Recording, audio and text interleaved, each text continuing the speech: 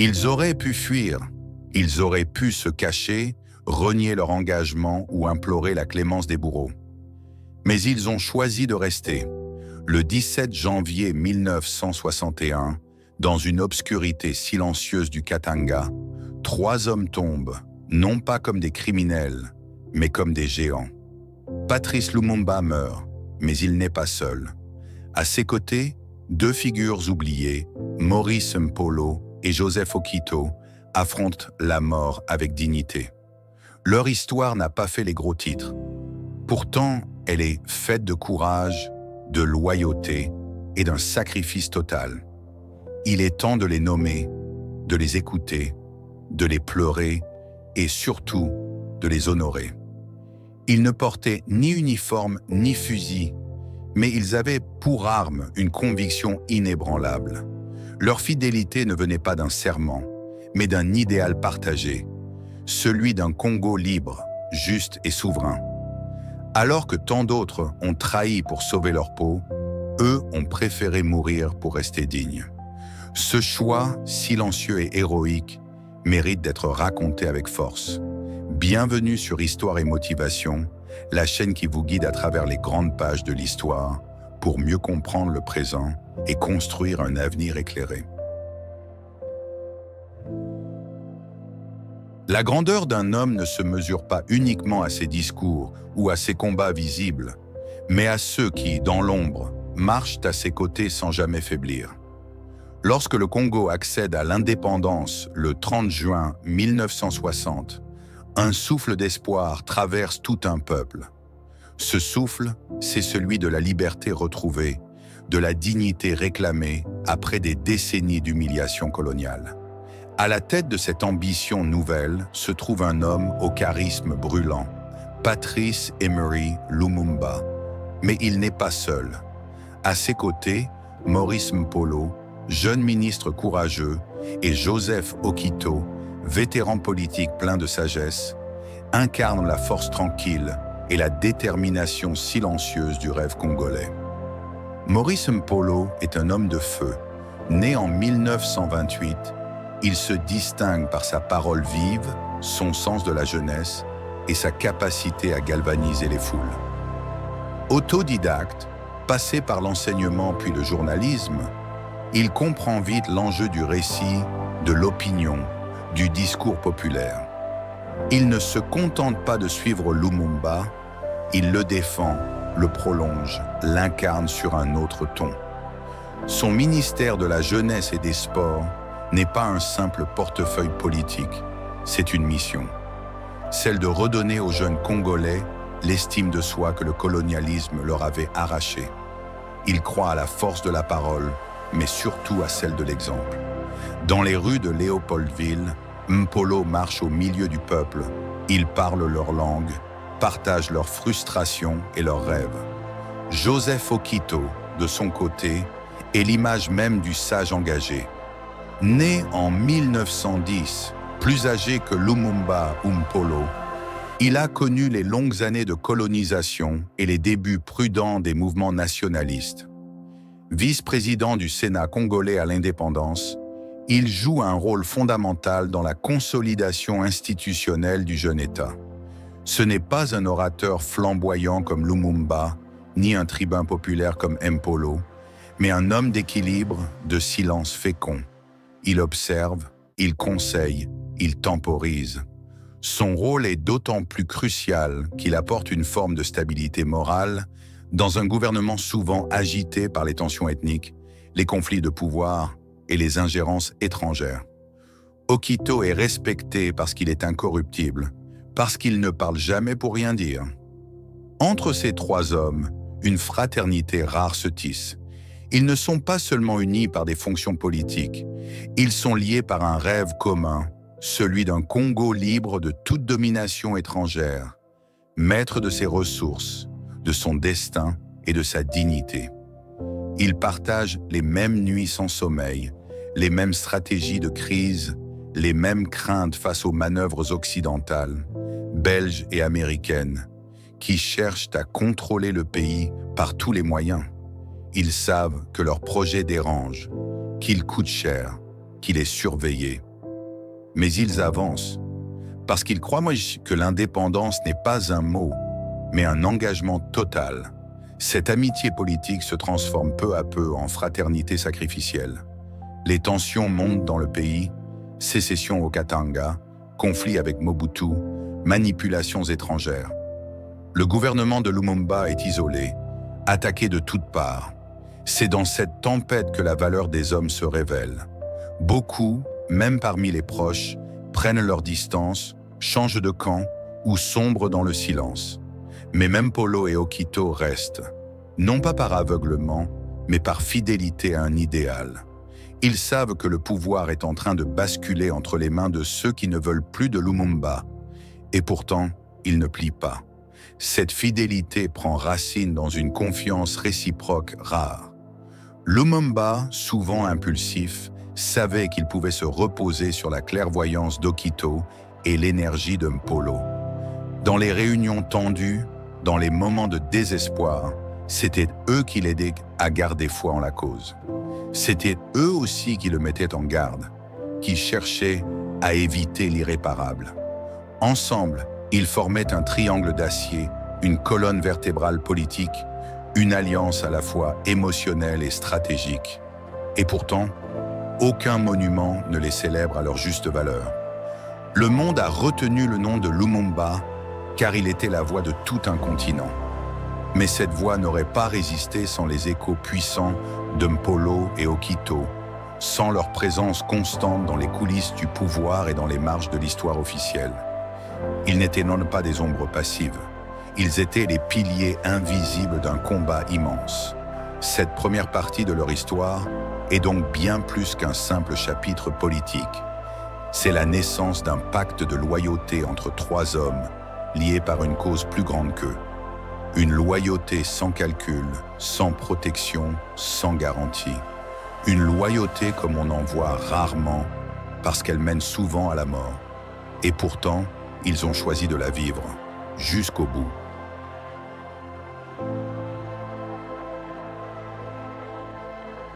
Le destin s'accélère brutalement à la fin de l'année 1960. Le Congo, jeune nation à peine née, est déjà en train de vaciller sur ses fondations. Les sécessions orchestrées depuis Bruxelles, les ambitions de Moïse Tshombe au Katanga, la pression constante des services secrets occidentaux et la trahison de l'armée congolaise dirigée par Joseph Désiré Mobutu plongent le pays dans le chaos. Patrice Lumumba, chef de gouvernement légitime, est désormais considéré comme un danger à éliminer. Son arrestation devient une priorité pour ceux qui veulent remodeler le Congo à leur image. Mais l'homme qu'on traque n'est pas seul. À ses côtés, Maurice Mpolo et Joseph Okito ont déjà fait un choix clair. Ils resteront, quoi qu'il en coûte. En décembre 1960, Lumumba tente de rejoindre ses partisans à Stanleyville, Kisangani, pour réorganiser la résistance contre le coup d'État de Mobutu.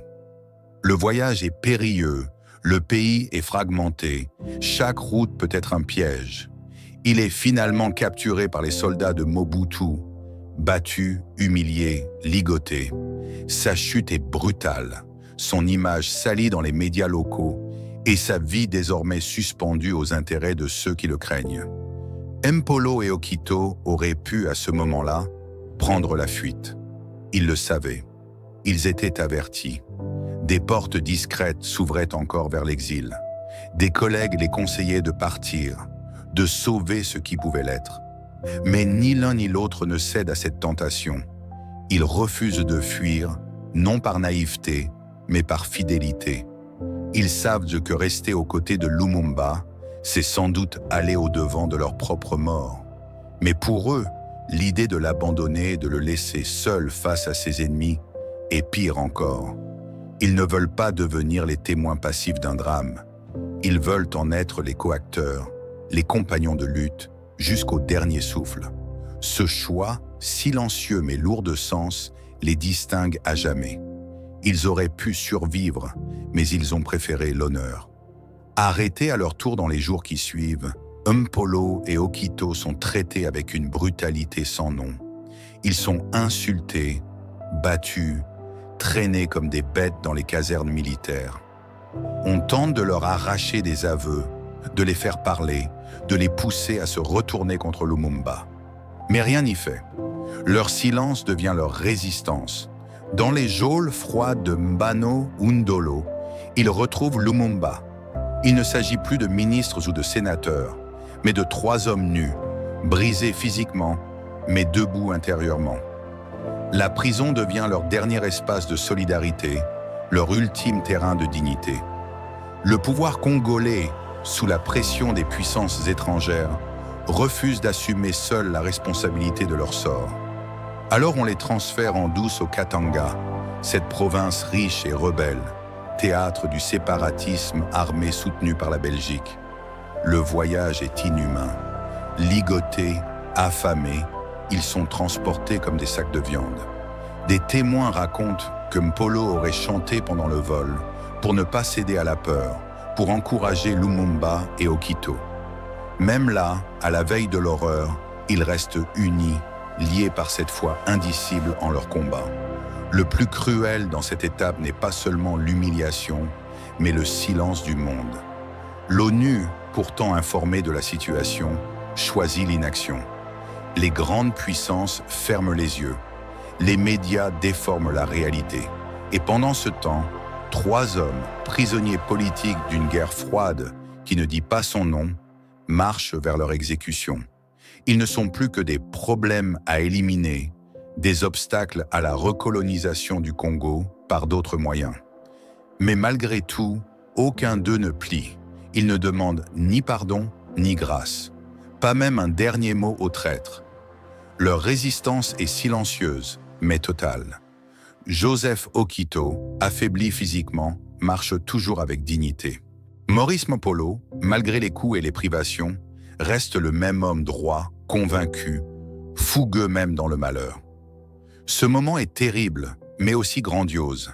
C'est là, dans la prison, dans l'obscurité, que se révèle la véritable mesure d'un homme. Ils sont désormais dans l'attente du verdict final, mais leur sort est déjà scellé. Ils n'auront pas de procès, pas de dernière défense, juste un transfert secret et une exécution dans la brousse katangaise, loin des regards, loin de la justice. Ce qui rend cette période encore plus poignante, c'est cette certitude qu'ils ont dû porter. Ils savaient qu'ils allaient mourir, mais n'ont jamais tenté d'échapper à ce destin. Leur présence auprès de Lumumba, dans cette traversée de l'enfer, est une leçon de loyauté qu'aucune statue ne peut vraiment honorer.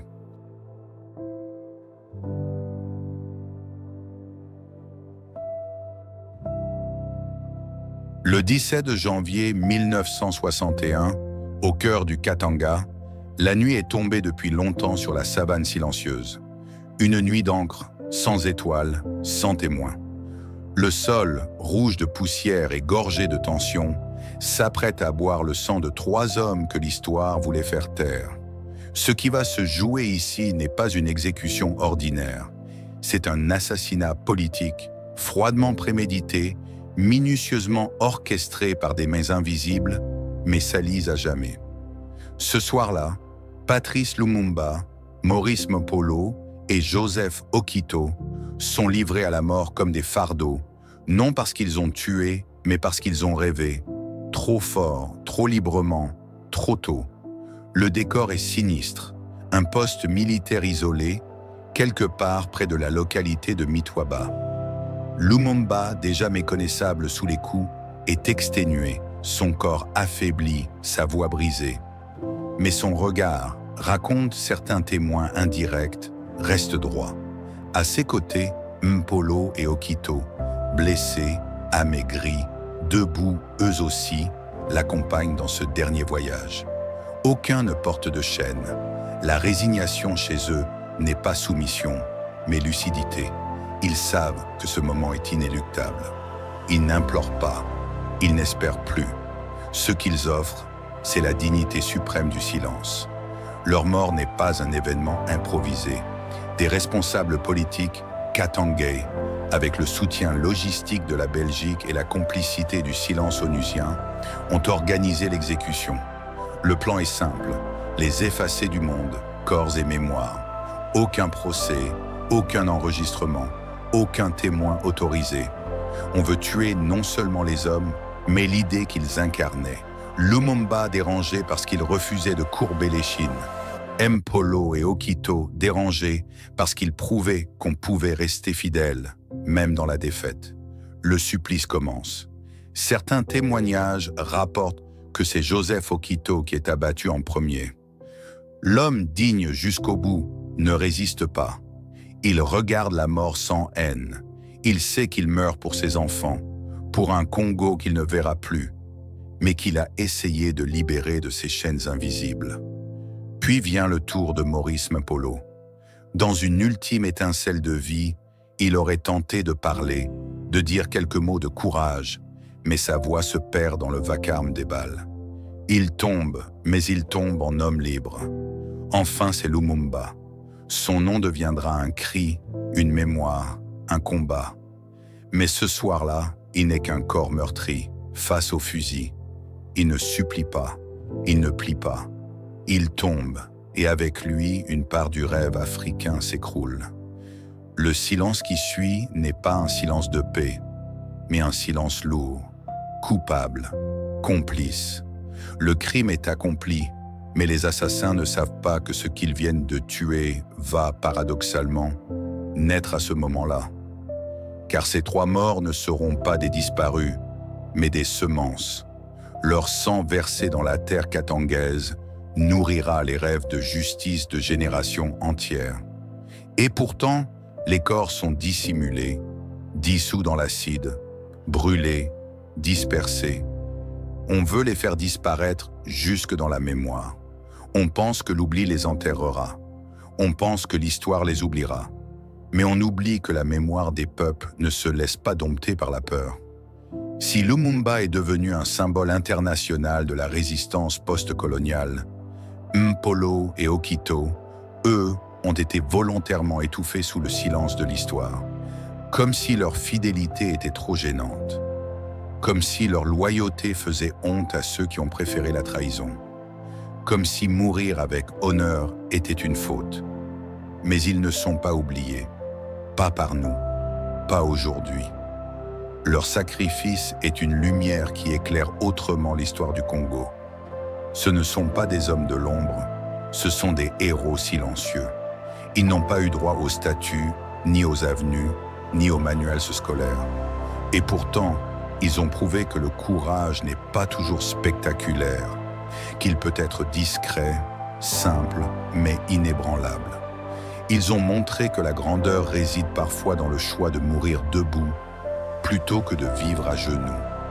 Ce soir-là, au Katanga, ce ne sont pas 3 hommes qui sont morts.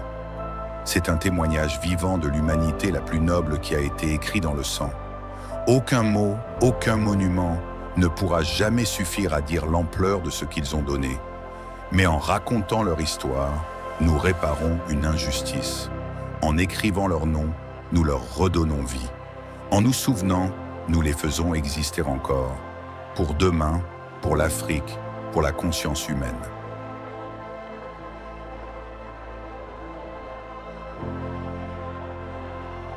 Il y a des histoires que le monde oublie volontairement. Des noms effacés des plaques officielles, des visages absents des billets de banque, des destins comptés parce qu'ils dérangent, parce qu'ils rappellent qu'il y a eu des hommes plus droits que le pouvoir, plus grands que la peur, plus fidèles que l'intérêt. Maurice Mpolo et Joseph Okito sont de ceux-là. Ils ne portaient ni titre de légende, ni armée derrière eux. Ils n'ont pas conquis des royaumes, ni accumulé des fortunes. Mais ce qu'ils ont conquis, eux, c'est l'éternité d'une loyauté sans faille, l'honneur de ne pas trahir, la noblesse de mourir debout, la tête haute, les yeux ouverts. On se souvient souvent de Lumumba, et à juste titre. Mais qui se souvient de ceux qui l'ont suivi jusqu'au bout sans trembler? Qui évoque Mpolo, jeune lion brûlant d'idéal, qui aurait pu vivre encore longtemps, mais qui a préféré être fidèle plutôt que vivant? Qui raconte Okito, le sage, l'ancien, celui qui a apporté la paix intérieure dans les pires tourments et qui a choisi la mort par honneur, sans éclat ni plainte. Leur silence a été plus fort que bien des discours. Leur sacrifice a plus de poids que des traités de politique. Ce sont des héros, mais dans l'ombre. Et cette ombre, aujourd'hui, il est temps de l'éclairer. C'est à nous, aujourd'hui, de refuser l'oubli, de faire résonner leur nom dans nos récits, nos livres, nos chants, nos mémoires. Car raconter leur histoire, c'est résister à l'effacement, c'est refuser l'injustice historique, c'est rendre à l'Afrique ses fils les plus loyaux. Leur vie nous enseigne que la fidélité est une forme de courage supérieur et que certains combats, même perdus dans le sang, finissent toujours par triompher dans la mémoire. Si cette histoire t'a ému, choqué, interpellé, alors ne laisse pas leur mémoire mourir une seconde fois. Rejoins-moi sur ma chaîne Histoire et Motivation, là où les voix oubliées reprennent vie, où le courage est raconté sans filtre, où chaque nom, chaque combat, chaque martyr trouve sa lumière. Ensemble, faisons revivre l'histoire autrement. Pas celle des vainqueurs, mais celle des justes, des vrais, de ceux qui ont osé mourir pour que d'autres vivent libres.